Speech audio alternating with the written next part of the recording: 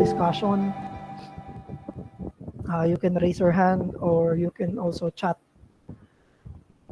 Arvin, Govin.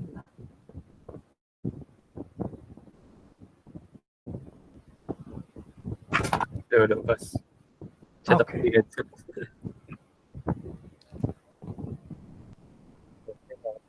Hello.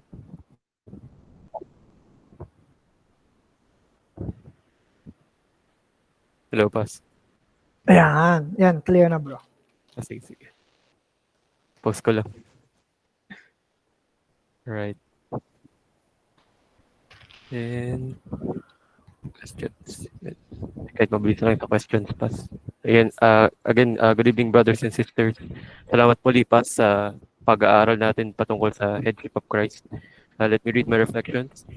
First, having a sound theological understanding of authority within the local church helps to view the triune God, particularly of Christ, to the highest degree in honoring Him.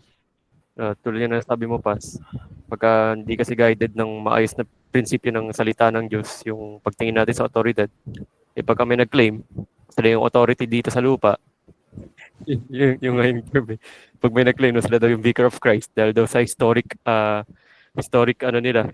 proof and evidences nila, anong panlalaban natin sa ganun? So, mahalaga talaga, Pas, na may balik yung tamang paningin natin na si Kristo lamang yung pinakamataas na otoridad na meron dito sa lupa. Pero yun ang favorite na sinasabi ng isang kapatid natin. Christ is the only highest authority given to us here on earth. So, yun. Sa second point naman. Pas, nagsasalita ka ba? Hindi ka Ay, audible. sorry. Hindi bro. Second point ko naman, Pas, is how with authority comes accountability and putting ourselves in the church to the highest moral standard that God calls us to follow.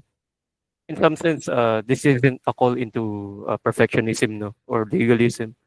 But in some sense, what is the heart of Christ in His leadership towards the church? Di ba't ang gusto ni Kristo sa atin yung pinakamataas at pinakamaganda, pinakamaayon para sa atin? So bilang mga mananampalataya niya, nawa maging panawagan sa bawat isa sa atin, not just for ARBC, not just to my fellow brothers and sisters in ARBC, but to everyone who calls themselves Christian.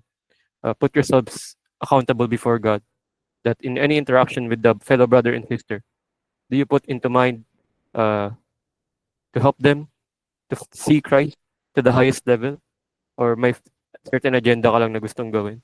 May God find us in faithfulness, not in our selfish agendas. So yun lang naman yung sa second point ko, Pas.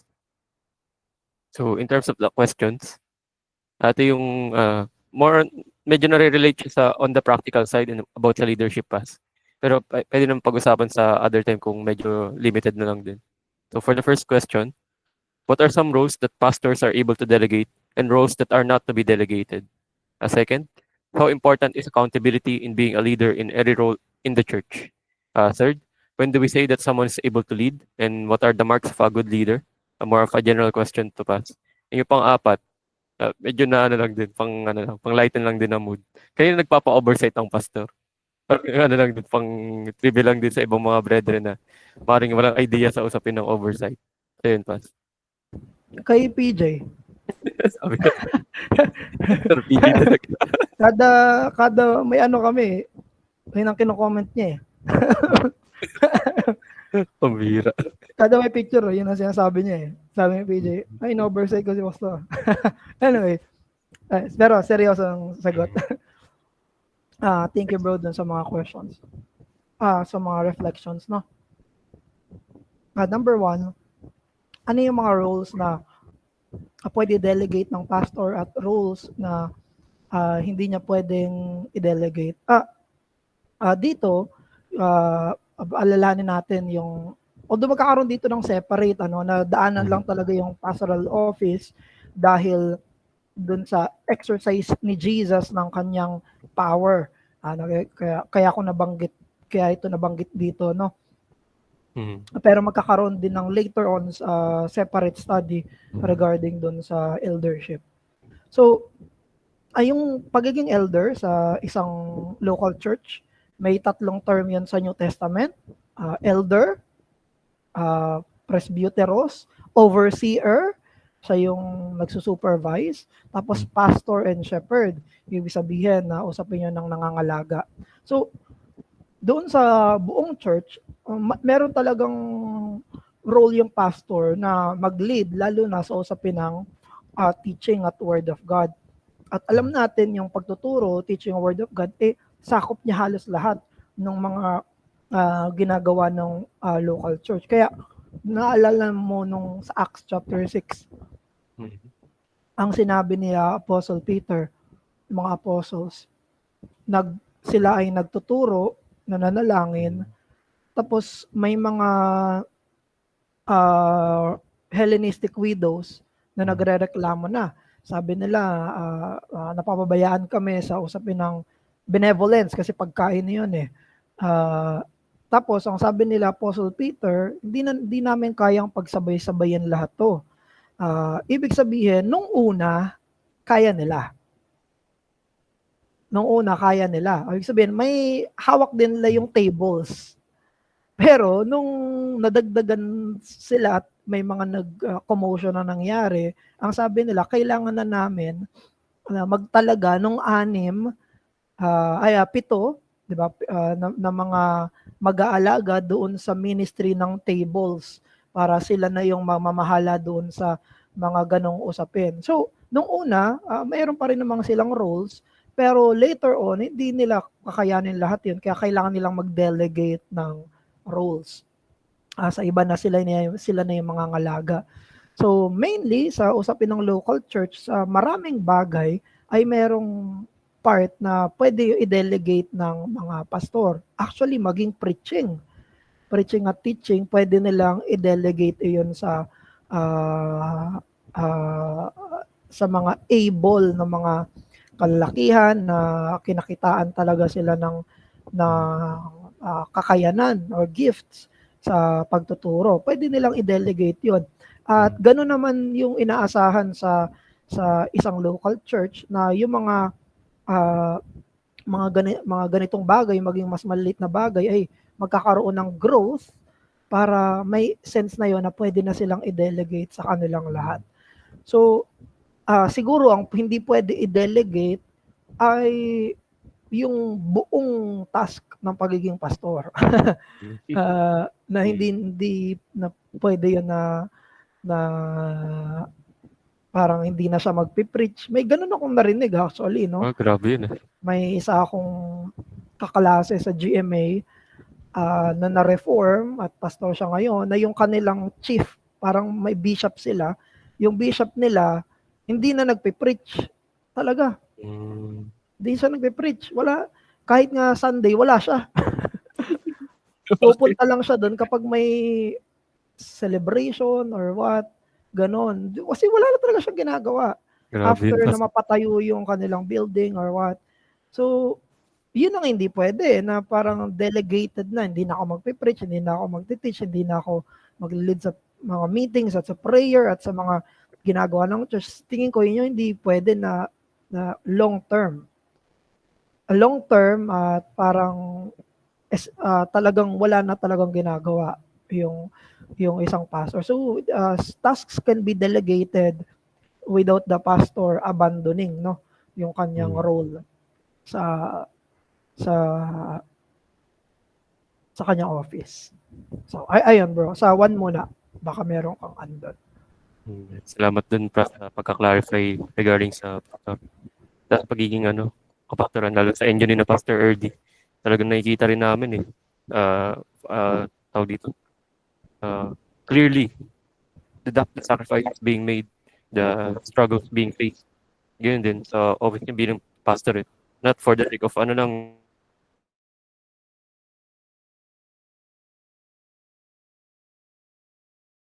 Di talagang nandun yung kabigatan, nandun din yung biyaya ng Diyos na iningatan kayo sa bawat araw na maligid kami na maayos. Kahit sa kakulitan namin. Sa ilang naman.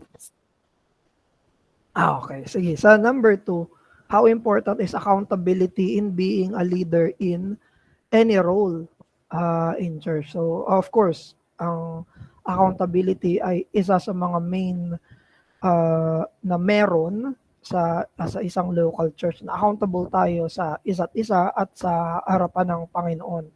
So, ang unang tingin ko nga dito, accountable sa leadership na accountability. Pero, actually, kapag naging member tayo ng isang local church, accountable na tayo doon kasi covenanted na tayo. Ibig sabihin na nun, meron akong gagampanan, meron akong gagawin, at itinali ko yung sarili ko. Dito sa church na ito, sila yung katipan ko sa harapan ng Panginoon. So, very important yon, yung accountability na yon. Kaya yung churchless Christian ay napakahirap kasi walang accountability. Kapag nagkasala siya, sinong magtatama sa kanya? Kapag lumalayo na siya, sinong magre-rebuke sa kanya? Kapag sa usapin ng pagpapalakasan, sinong magpapalakas sa kanya? So, may mga ganong instances, actually, yan ang in being a leader pala. Ayan, na misread ko. So, yung sa leadership, very important yung accountability. Ang isa sa pinaka mahirap solusyonan kapag may mga na-oversight ako ay kapag merong mga kamag-anak, magulang na wala na silang sinusunod na iba. Yun ang pinakamahirap. Wala nang sinusunod na iba. Hindi isa lang yung nakausap ko, marami na may ginagawang mali ang isang nasa taas, ibig sabihin, kunyari magulang, tapos wala na siya pinapakinggan na iba, wala siyang tinuturing na nasa taas niya. Kaya ang palagi kong tanong dun sa mga nakakausap ko, meron pa ba kayong lolo o kaya namang mas matandang kapatid na pinapakinggan niya, kakausap sa kanya? Kasi kung wala, mahirap yun. Wala siyang accountability. Dahil lang sa kanyang position as a father or mother, or somewhere na mataas sa family, wala na siya pinapakinggan. So, sinabi ko yon, ganun din yan sa church, sa leadership sa church. Hindi porket nasa taas ay wala nang papakinggan. Ang papakinggan talaga ay yung salita ng Diyos. At kung merong sasabihin yung church doon sa mga pastors, kunyari na nagiging mali na yung mga tinuturo niya, nagkakaroon na siya ng mga virtues na nagiging vices na, kailangan yon na maitama. Dapat meron ding courage at love yung church na sabihin niya na itama yung pastor na yon. Of course, in a respectful manner, sabi ng 1 Timothy chapter 6. Pero kailangan pa rin na maitama yon. Hindi pwede yon na dahil pastor ay hindi na siya accountable sa mga ginagawa niya doon sa local church. Meron nga akong isang church na nakita na yung mga members ay nagkakaroon ng meeting doon sa qualification ng kanilang pastor. Naka-install na, ordained na. Pero nag-check pa rin sila ng qualification ng kanilang pastor. And I think formal or informal, that can be also be healthy.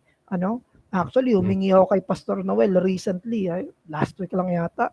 Humingi ako kay Pastor Noel nung kanilang yung list, yung sa qualification.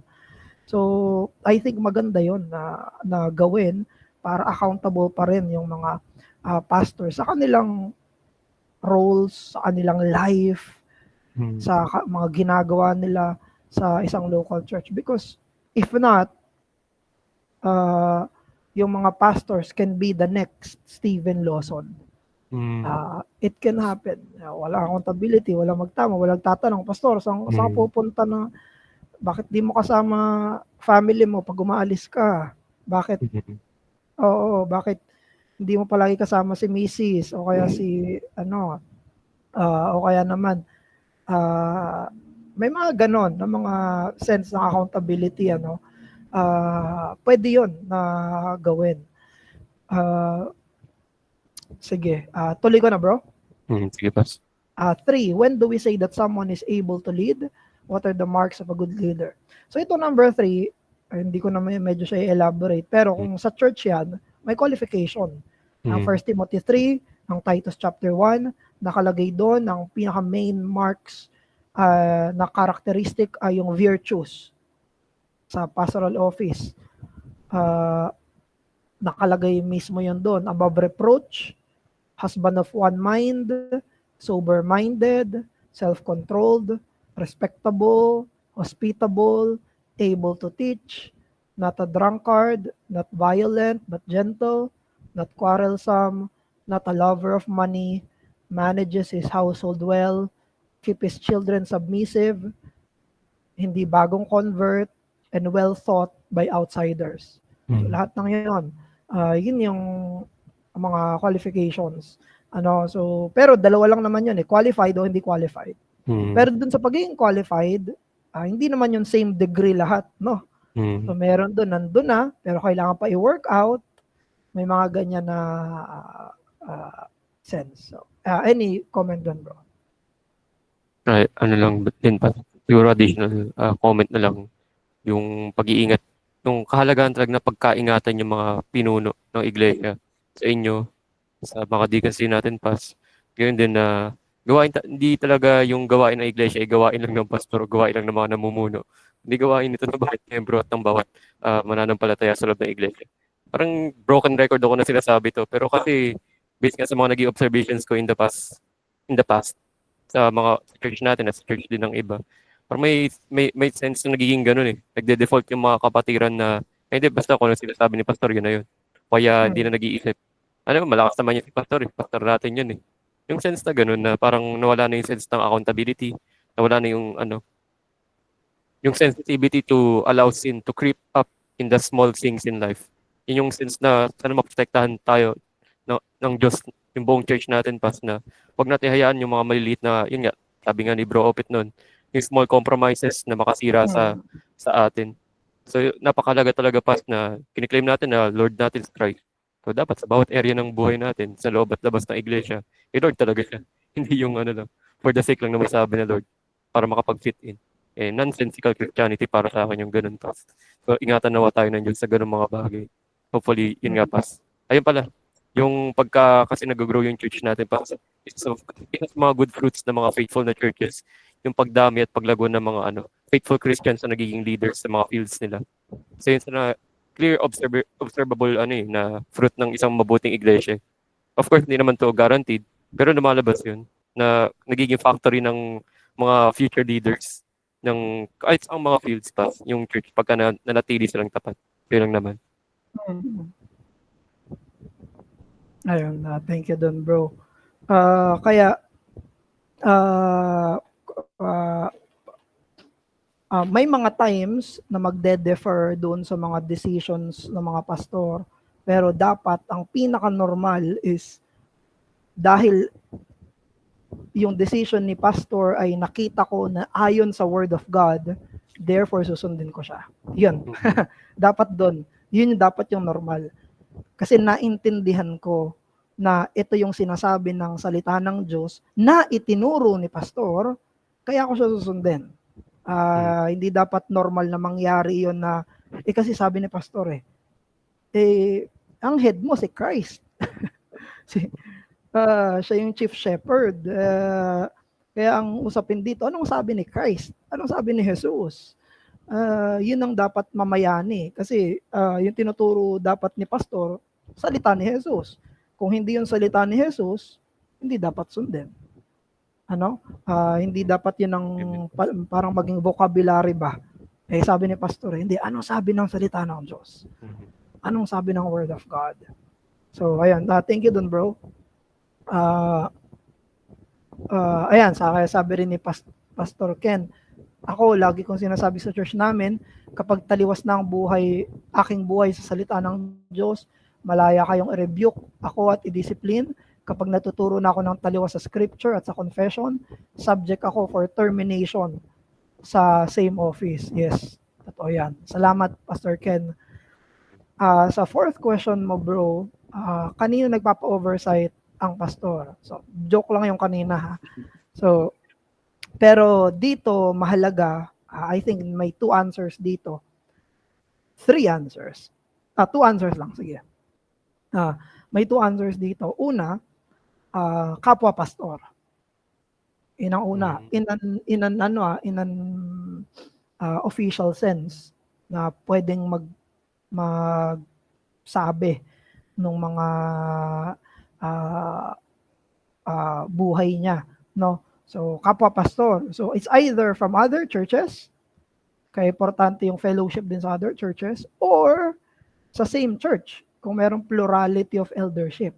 Kaya isa yun sa mga pinopromote at pinaka-ideal sa scripture, yung plurality of eldership. Yun ang una. Pangalawa, yung church mismo. Dahil lang pastor ay isa ring member. Meron siyang office, pero isa rin siyang member. Hindi mali at masama at actually ginagawa na yon ng karamihan na kamustahin si pastor. Pastor, kamusta na? Kamusta na marriage mo? Anong pwede ko ipag-pray sa'yo? Ano na yun? Yung hindi naman kailangang formal oversight eh. Ang ibig lang sabihin ay i-check. I-check. At merong mga gumagawa na nun. Anong pwede ko pag-pray sa inyo? Saan kayo nahihirapan? Anong pwedeng maitulong ko sa inyo? Anong pwede pag-pray ko sa inyo? That's already in another sense na pwedeng gawin ng church. Kasi accountable si pastor sa church at si pastor ay member din ng isang local church. So therefore, meron pa rin yung sense na pwedeng kamustahin yung isang pastor. So, yun yung number 4, bro. Either co-pastor o yung mga members ng church. So, ganun pa rin talaga pa si RPJ. Nagjo-joke lang yun. Ay, mga si Pastor Ken may sasabihin. Paraisan. Ganun palagi sinasabi ni PJ. Anyway, go Pastor Ken. Go Pas. Ang ganda ng sagot ni Pastor John regarding sa oversight ng pastor. Ako ang mindset ko, kaya ako parang blessing sa church, sa pastor na meron siyang regular oversight, weekly or twice a month, thrice a month, or once a month. At least regular siyang nakakapag-oversight. Ang mindset ko, pag nag-oversight ako, ino-oversight din ako ng membro ko.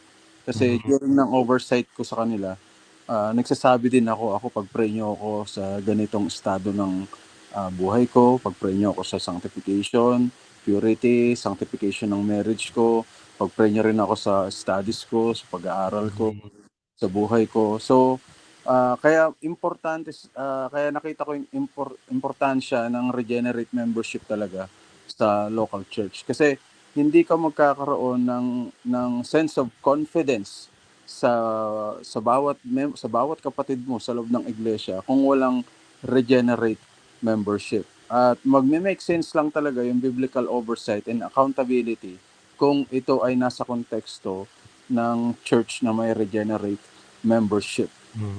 So yun, magkakaroon ng confidence si pastor na talagang magbukas talaga sa kanyang membro kasi kilala niya yung membro niya.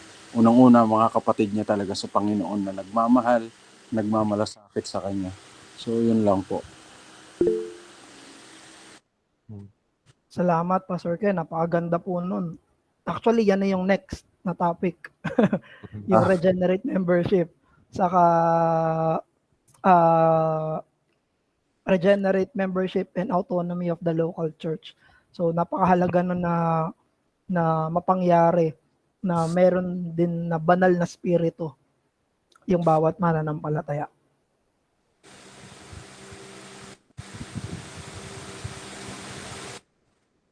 Sige po, Pas. Ay, hindi. Okay. Okay. Thank you po.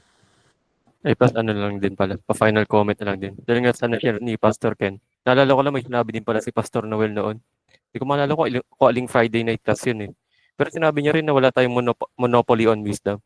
Ganun din sa mga pastors eh. Wala naman silang monopoly on wisdom eh.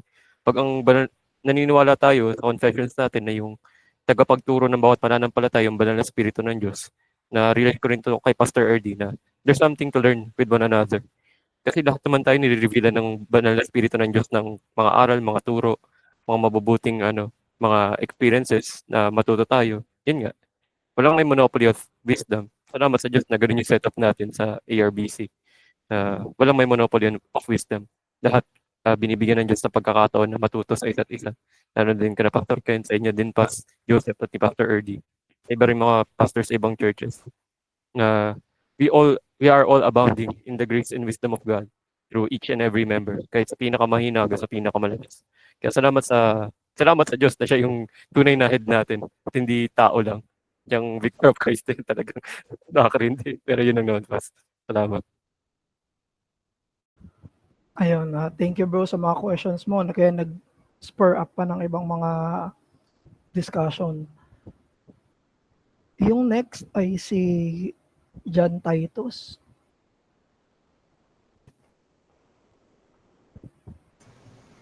Hello po. Yun. Okay. Go, John Titus. Ayun po, good evening po, Pastor. Thank you po ulit. So, yun lang po. Just wondering sa ano po kasi. I am not sure how related with yung question ko po sa topic. Pero kasi po, nasabi niyo nga po na or napag-aralan po natin na yung apostolic authority, it's just a one-time thing or we could read it on the scripture. So, napaisip lang ako kasi parang there are some like, I don't know, should we call it denomination na yung pastor namin apostol siya or he calls himself as an apostle. So, parang ang question ko doon, ano ba yung false church na ba kaagad yun or it's just a matter of a different take in doctrine lang or parang interpretation. And second po, siguro lang sa number 2 na curious lang ako kasi dun sa 1 Timothy 3:2, yung about the like parang yung pastor or overseer must be a husband of one wife. Does it talk about dapat monogamous or is it about dapat married yung pastor? And yun lang po. Ayun, thank you, John. Yung sa una, hindi tayo pwedeng basta-basta makapagsalita. So, ito yung topic natin actually last Wednesday, tapos topic namin last Sunday sa Bible class, no? Yung marks of the true church. So, yung marks of the true church ay faithful preaching of the word of God and receiving, tapos sacraments and the church discipline. So, kung meron mga ganito na title lang talaga nila yon, tapos meron naman silang preaching of the pure gospel, masasabi natin na true church pa rin sila, na may problematic at in error sila. Hindi natin sila masasabi na false church kaagad, pero very dangerous kung kaya nila sinasabi to dahil iba talaga yung gospel nila. So, it can be an impure church or a false church. So, yun ang sa number 1, bro. Kasi walang a healthy church na magkakaroon at magsasabi na meron pa rin silang apostolic title if they understand kung ano talaga yung ibig sabihin ng pagiging apostle. Yung number 1. May follow-up ka doon, bro. Easy. Yun po. Thank you po, Ron. Tama nga po yung base nga po dun sa napag-aralan natin last week na parang it could not be, parang we should not parang label it immediately. False na yan. Pero, of course, syempre, kapag merong, yun nga po, pwedeng maging harm yung ganitong belief system or theology. Na yun nga po, tama nga po. Kung babalikan nga po yung last week's study po. Thank you po sa pagsagot. Ay, yung sa number 2 naman, bro, sa 1 Timothy chapter 3, qualification regarding being a husband of one wife. Ang position ko diyan ay ang ibig sabihin ni Apostle Paul ay maging one woman man Yun yung hindi siya womanizer na isang tao. Ibig sabihin, isa lang ang asawa niya, hindi siya womanizer. Therefore, hindi ito nagdi-disqualify sa mga single na pwedeng silang maging pastor. However, yung single na yon ay hindi dapat womanizer. Okay? So kahit hindi pwedeng yung single na yon ay maraming nililigawan, o kaya yung single na yon ay ang daming ka-flirt, no? In a sense, womanizer na yon. So hindi masasabi na disqualified kung single, pero ang ibig sabihin na hindi dapat woman na yan. Sabi ni Joel, hindi rin dapat woman. However, merong wisdom na ang kumbaga hindi dapat 'yon ang maging normative, no?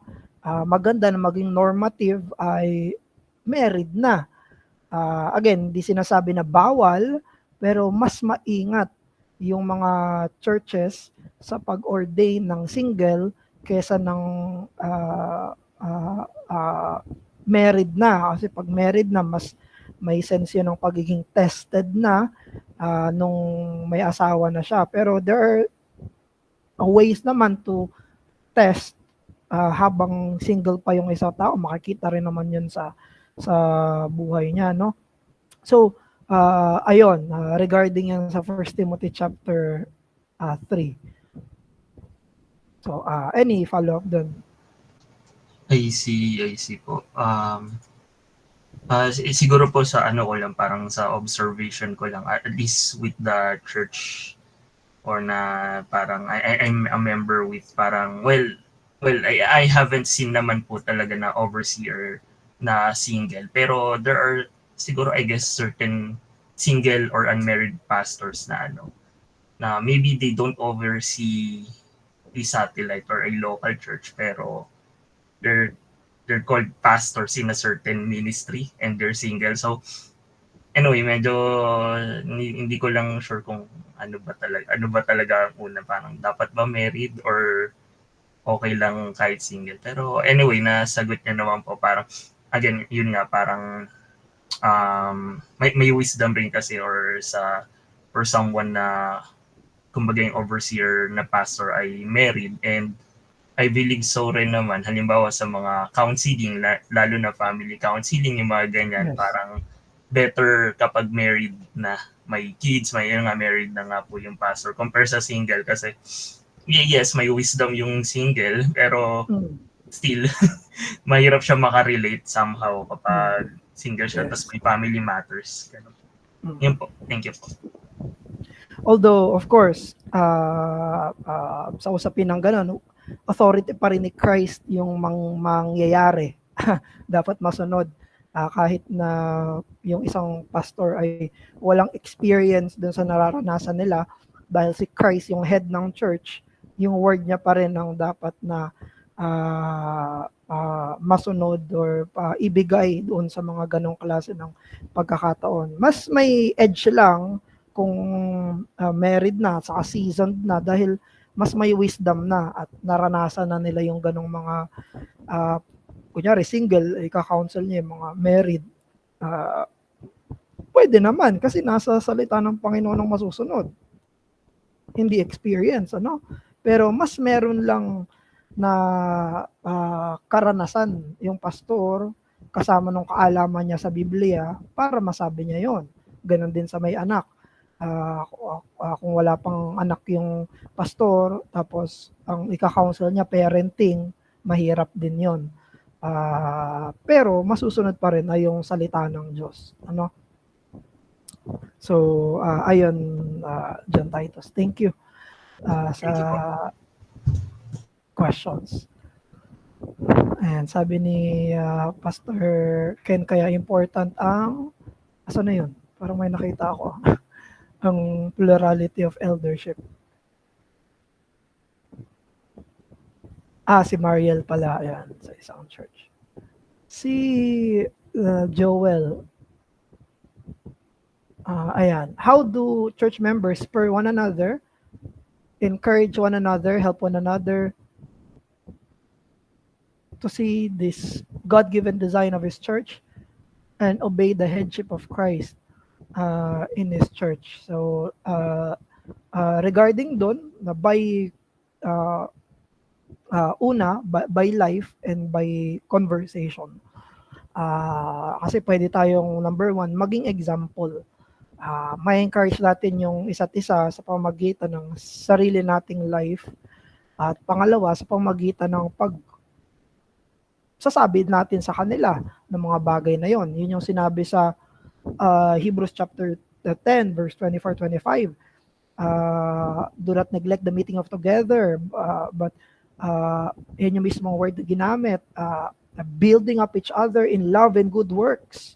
Doon mismo sa Lord's Day, kung saan mas merong targeted na oras para makapag-usap sa mga salita ng Panginoon regarding doon sa Word of God. Doon natin masasabi yun. We can encourage one another by being an example, number one, and number two, by telling them directly yung mga Word of God. So, any follow-up doon, Joel?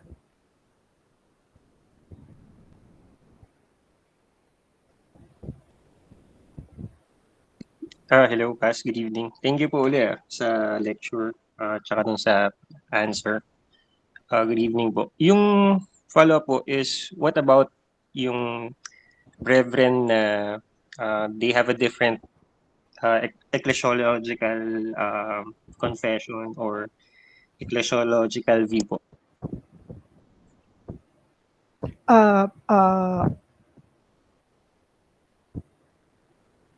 Paano sila i-encourage sa headship ni Christ? Opo. Okay. So, ibig sabihin ito ay mga hindi same church, no? Opo. Tapos halimbawa, tipong sila yung mga nag-hold ng may apostles din, ganyan, etc. Oo. Ayan. So, ayun, I think pareho rin na una by life, tapos pangalawa by bringing up yung mga ganitong klase ng mga topic sa kanila. Pag binring up sa kanila yung primacy, kahit ang unang-unang gawin na yung primacy ng scripture, mas mangyayari na yon. Maganda yung sinabi ni Jeff, pangalan na to? Si Elif. Yung kinote ko kanina. Jim Elif. Sabi ni Jim Elif na isa daw to sa pinakamahirap na gagawin ng mga pastors. Pero in this case, kapwa believers.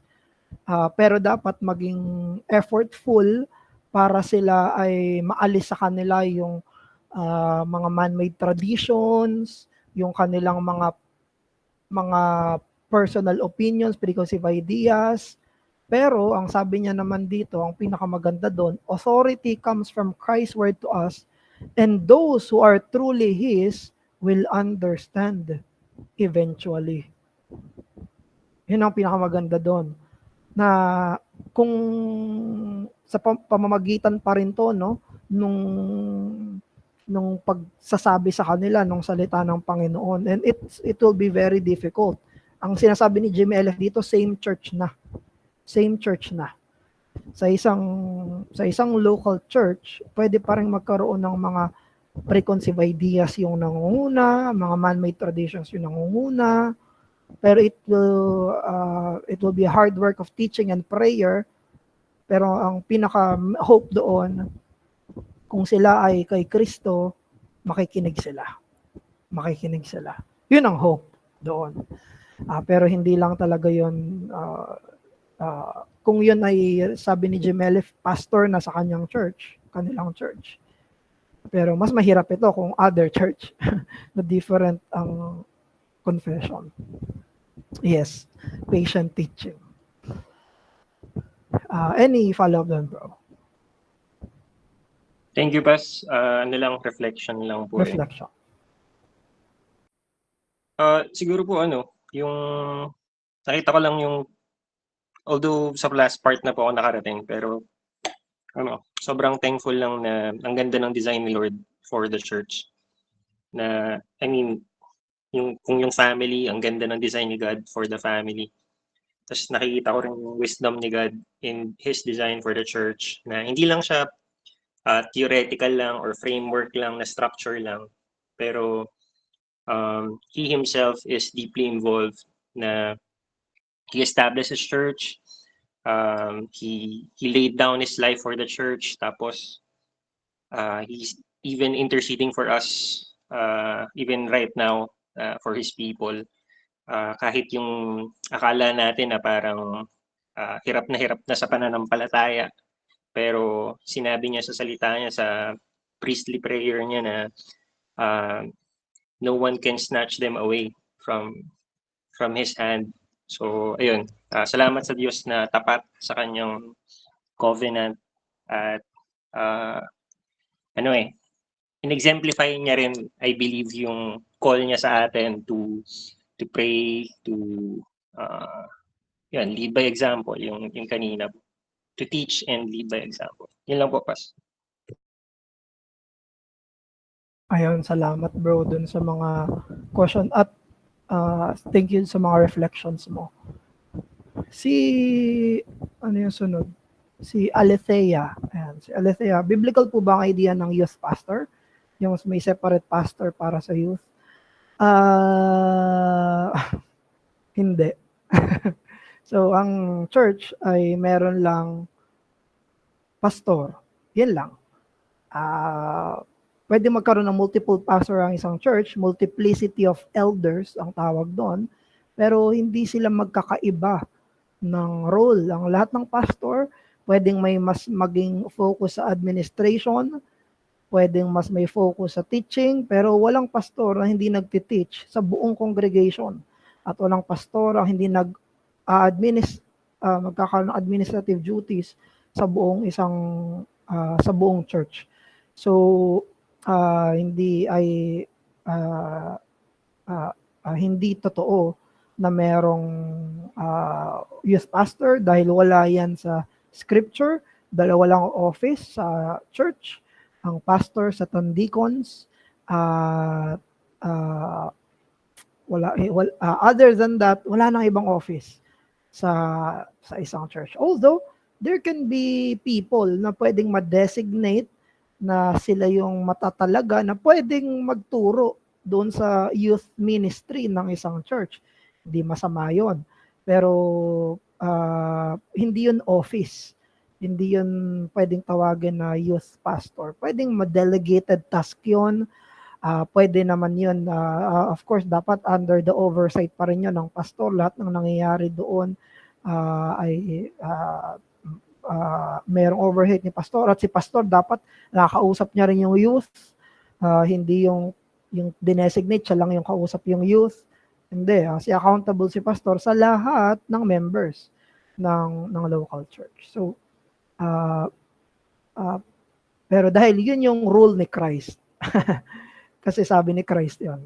Yun ang rule ni Christ ng pastor ay magkaroon ng rule at leadership sa isang locality doon sa church na yun. So, any follow-up doon, Alethea?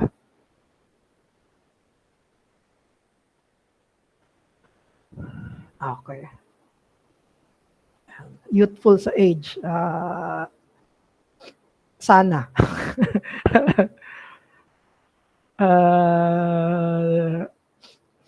Sabi doon sa mga meme na nababasa ko, madali lang magpastor. 23 years old pa lang ako, pero yung mukha niya lolo na. sana nga may nakapagpabata. Anyway, ang next ay si Paul, ayan. Hindi pala question. Kanina to. For practical reasons, yes, may age ang married and seasoned, pero our creed is sola scriptura in all of life.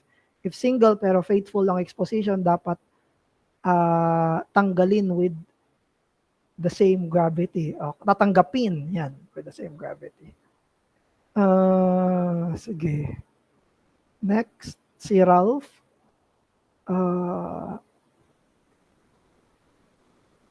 I-ask ko lang po kung meron po ba na pastor na nagkasala at ayaw tumagal ng discipline, may karapatan po ba siya na-excommunicate ng congregation, at kung mangyari po ba ito sa isang church na may isa lamang pastor, sino ang maaring mag-ordain ng bagong pastor? And last question ko po ay, binigyan din po ba ng right ang mga deacons na makapag-ordain? Oh, very jam-packed yung question mo, Ralph, ano? Pero isa-isahin muna natin. Una, may isang pastor na nagkasala, ayaw mag-repent, ayaw magpa-discipline, meron mang karapatan ng church na excommunicate siya. Ang answer ay yes.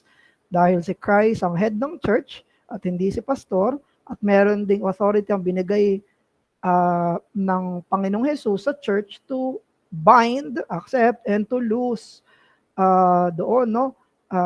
At i-recognize yung magiging pastor nila.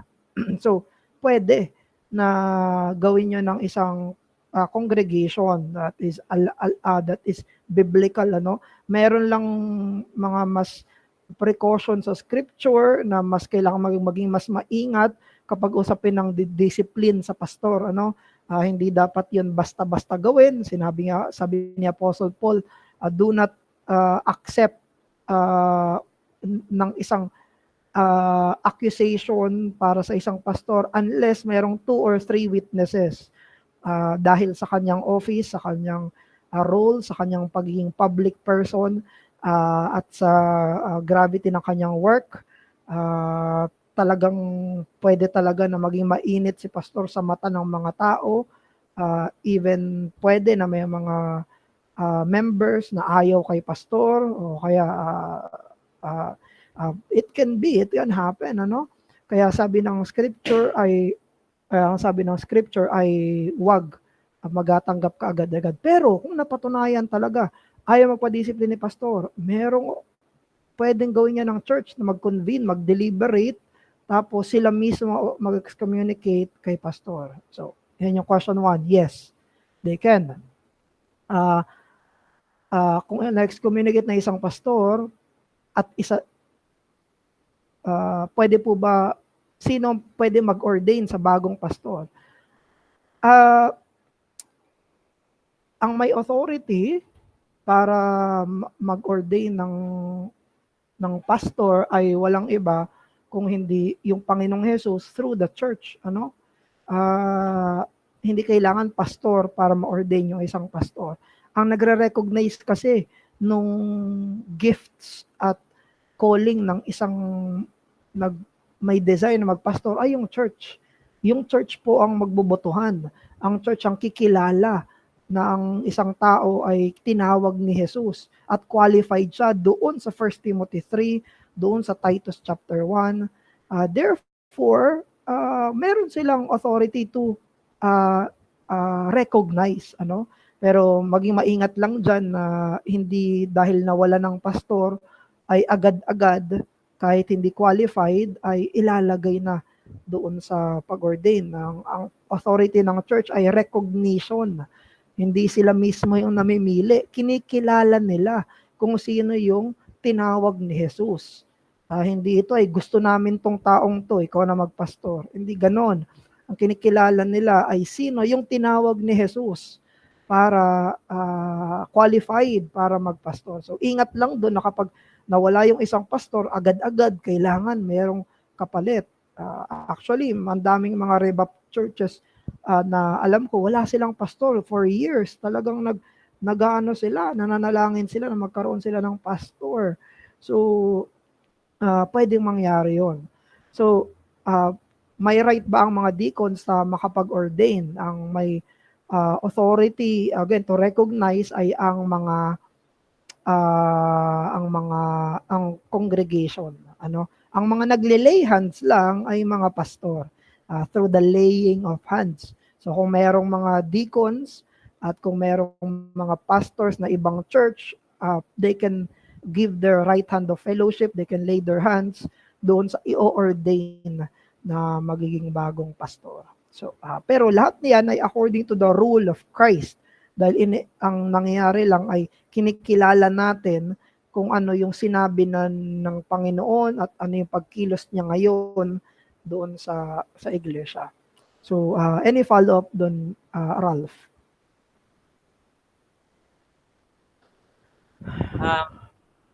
Pa-follow up ko lang po sana kasi po nakikita ko rin po ito minsan sa social media po, yun talagang ang politics po talaga na pag-uusapan din po. I-ask ko lang po sana kung na ang pastor po ba is dapat po ay hangga't maaari po ay iwasan po ang mag-post ng mga political opinions niya po sa social media po.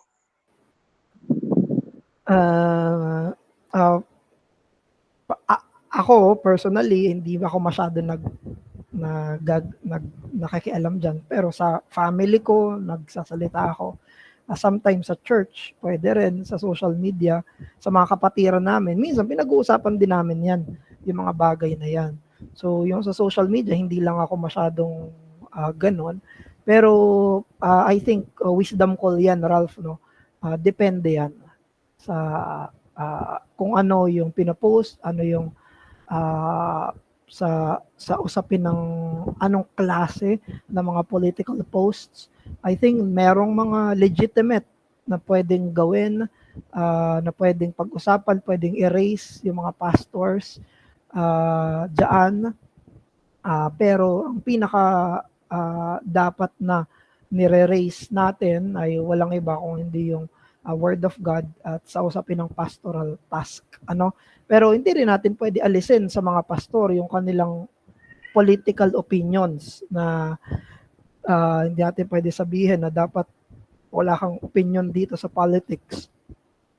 Hindi naman natin pwedeng sabihin yon dahil isang individual din siya. Kaya lang, kailangan niya rin maging maingat kasi influential siya sa usapin na yon. Pwedeng maraming sumunod sa kanya. So, ayun, si pastor ay influential, maging maingat, pero si pastor din ay individual at meron din siyang mga personal opinion sa mga ganyang related, meron din siyang opinion sa mga ganyan. Any follow-up doon, Ralph?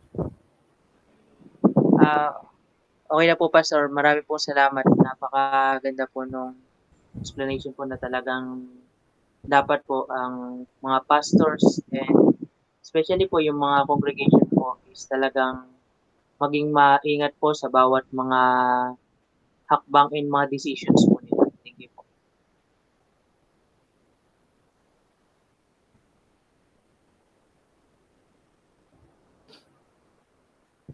Sige, si Deacon Marlon ang next, pero relate Charlene. At si Charlene, what confirmations or qualifications are required for an outreach to become a covenanted church? Ayan. So, kunyari may isang mga grupo ng mga mananampalataya, gusto nilang maging isang local church, ano yung mga qualifications na dapat nilang magkaroon para sila ay maging covenanted church? Ang isa sa pinaka main ay yung regenerate na to be membership, no? So kaya diyan kailangan yung bawat mga professing to be Christians ay meron silang kagustuhan na maging isang local church. Sila ay i-check yung kanilang conversion testimony. Kaya important dito na magkakaroon ng mga oversight ng mga churches na pwedeng tumingin doon. Kamusta yung membership, mga gusto magpa-member, sila ba'y totoong mga Kristiyano? Yun ang titignan. Ang isa pa na qualification, kasi dalawa naman palagi yon sa membership, no? Yung readiness nila to do kung anong mga mandates ni Christ bilang isang nag-aim or gusto na maging isang local church. So, kung gusto ng mga mananampalataya na maging isang local church, kasama doon ay yung readiness nila na gawin yung usapin ng worship, sa usapin ng discipline, sa usapin ng benevolence, lahat ng mga pinapagawa ng Panginoong Hesus sa isang local church, no? Ready ba sila to support? Ready ba sila to be useful? Ready ba sila to maintain yung mga ganong ministry ng local church? So ayun, basically dalawa eh. Ganon din naman sa membership, no? Pag may isang member na tinatanggap, conversion, readiness na maging part ng local church ministries at mandates. So, ayun Charlene, any follow-up? Kasi Deacon Marlo may kinalaman daw dun yung question.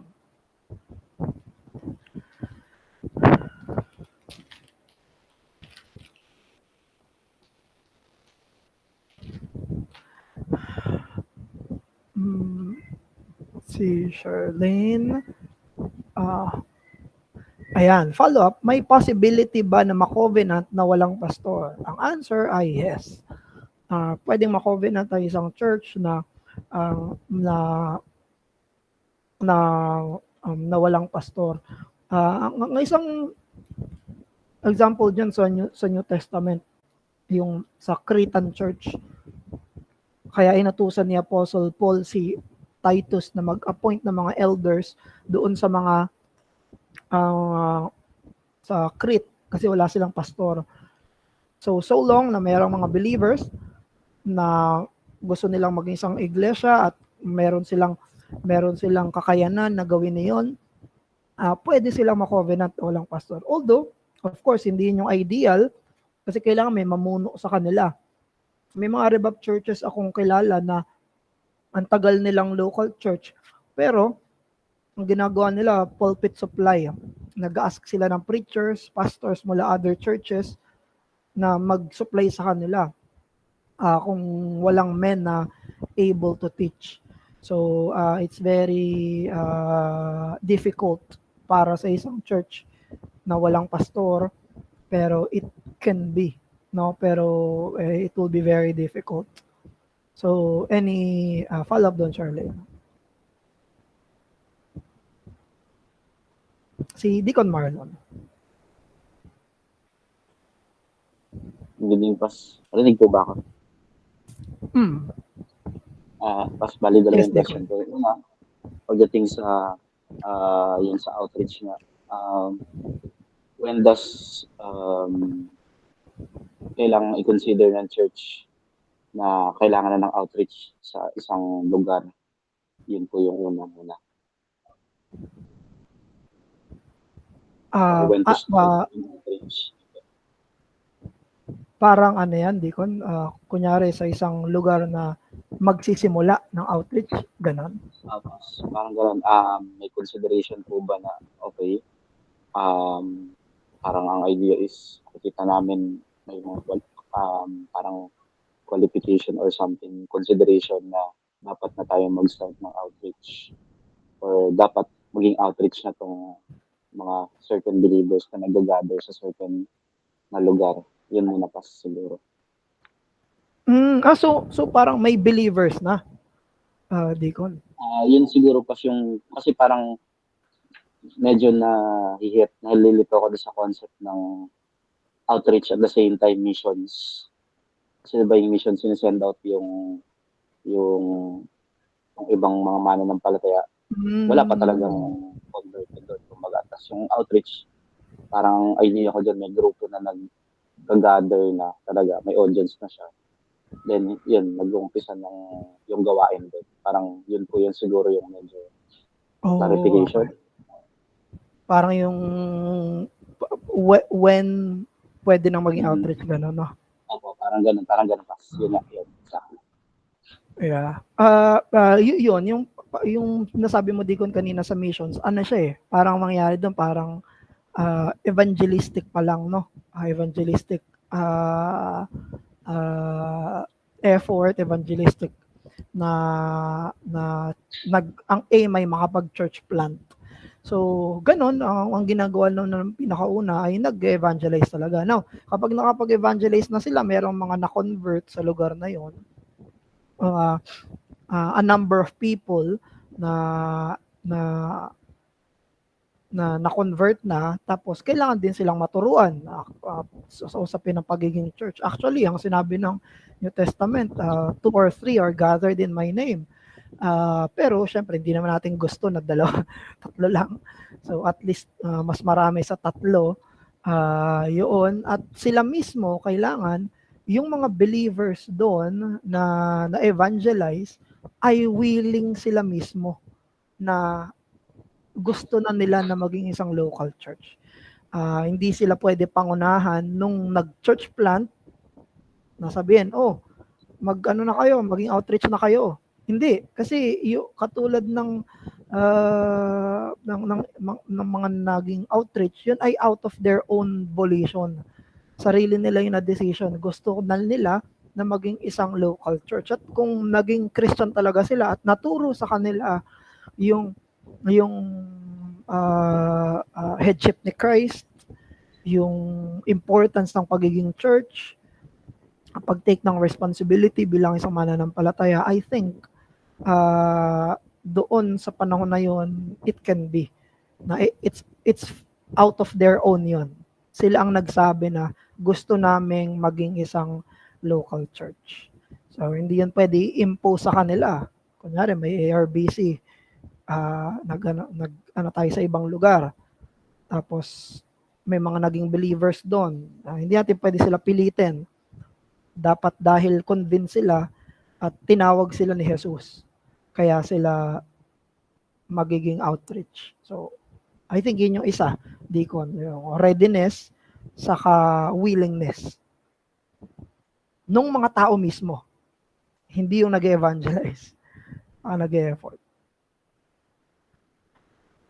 Salamat, Pas. Bali, yung second question ko, Pas. Yung pag nasabi bang outreach na or sabihin na natin yan na satisfy na yung or okay na yung criteria na yun, does it mean na pwede na ba silang mag-start ng worship service? In relation to that, Pas, siyempre, ang command sa atin is magkaroon ng public worship every Lord's Day. Kaso, yun nga, kung hindi pa sila pwede mag-conduct ng service, hindi rin nila nasusunod yung command. So, ano yung tamang gawin in case na nasa ganong setup? Or kung pwede naman silang mag-gather ng service, sino yung mag-evaluate? Pwede na talaga sila. Parang ganun, Pas. Kung pwede sila mag-worship service kapag sila ay outreach na? Yun nga, Pas. Yun muna, Pas. Tapos yung underlying na lang yung mga tanong. Kung hindi pwede, paano nila masusunod yung command na mag-gather for worship? Oo. Yeah. Tama. Yung isa doon ay dapat able na sila at willing na sila. So, pwede na talaga nilang gawin yon na magkaroon sila ng worship service doon sa pag-gather nila. Hindi ko na maalala kung ano ibang mga reasons kung bakit hindi. Pero ang basic at default ay once they are outreach na, they can do their own worship service na. Kung sino yung magtuturo, mga ngaral, ang normal din doon, yung church din na nagpa-plant doon at nagli-lead doon. Follow up doon, Deacon. Kaya maganda yung uling binagit niyo, kasi kailangan talaga may oversight ng local church, established na local church. Kasi pag yung tayo lang yung mag-decide ng outreach, gusto natin, okay, meron tayong mga magkakakilalang mga mananampalataya, possible magkakaklase, magkakapitbahay.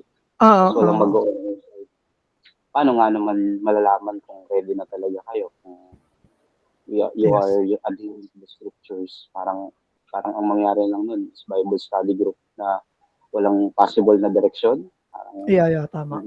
Yung objective, pwedeng malinaw sa inyo, gusto nyo, pero yung kumbaga hitting the mark to obey Christ, yun yung missing doon sa part na yun. Kaya ang ganda ng wisdom na talagang dapat may local church na talagang mag-oversight para matignan kung readiness and yun nga, yung order din ng gagawing mission na hindi lang siya pansamantalang gawain. Kumbaga, ang long term is to establish a local church in the area. Hindi lang siya parang, okay, mag-study tayo, then outreach na tayo, then like, kung ano na lang yung mangyari susunod, yun na lang, huwag na natin muna pag-isipan. Parang ganun yung, I think, yung medyo problem ng karamihan ng mga naghahasik sa iba't ibang lugar. Maghahasik lang, Oo. tapos walang direction. Mm. Possible na walang mangyari. In the long run, sayang yung effort. Mm. Ay, may third question pala ako kasi hindi related Sige, sa Deacon. outreach. With regards naman to sa mga kapatiran natin na nasa mga lugar na grabe yung persecution, like sa mga Muslim countries. Mm. Some of them decided yun nga, na yung gathering nila ay hindi, yung panambahan nila ay hindi Sunday. So, ayun, napapaisip lang ako. With regards to that, I understand the circumstances. And yun nga, napapaisip lang ako. With regards to that, are they, yun nga, still obeying Christ or because of the restrictions sa mga ganong sitwasyon, yun nga, parang somehow pag tinignan sa carnal na mata, isipin na, ay, umiiwas lang kayo sa persecution or parang, ayun, I think medyo gets yun naman po ata yung gusto ko. Yung day, no, Deacon? Yung day ng pag ano nila. Usually ganun kasi nangyayari. O yung iba sobrang tagong-tago talaga, tipong parang underground church or yung mga ganong klaseng limitations, kumbaga. Parang hindi na siya naging, yung isang case, hindi na siya naging public worship kasi parang sobrang tago. Yung iba naman ay, yun nga, restricted na hindi linggo yung nagiging panambahan nila. Dun sa pagiging tago ng worship, understandable talaga yon na nangyari. Yun din yung ginawa ng mga nasa early church nung under persecution yung mga early church bago si Constantine. Talagang persecuted sila, kaya talagang nagtatago sila. I think ano naman yun, understandable talaga yon. Doon lang sa usapin ng Lord's Day.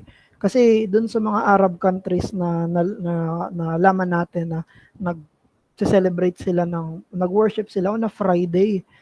Pero ang dahilan nila, hindi dahil persecution, kung hindi dahil yun yung day off.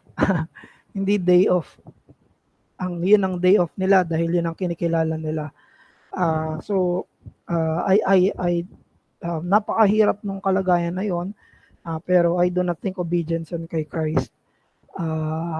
Pero hindi rin natin masabi na out of persecution kaya sila hindi Sunday, kung hindi dahil yun yung culture na sa panahon na yon walang dun yung day off ng buong bansa nila. So ayun, Deacon, sa pagtatago walang problema yon. I think na very important yung safety. Pero dun sa day, I think cultural iyon pwede yan gawa ng paraan. Yun nga lang, mahirap talaga gawa ng paraan. So parang isipin natin, kunyari sa Pilipinas, kunyari ang tinalaga ni Jesus na araw, kunyari nabuhay siya muli Friday, pero sa atin satsa ng day off. Sa kanila ganon. Oo, ang Sunday ang Lord's Day, pero ang day off Friday. Ayan, Deacon. Ayun, siguro ang isip ko lang reflection din, pas napakagandang pribileyo na meron tayo sa ganitong sa bansa natin.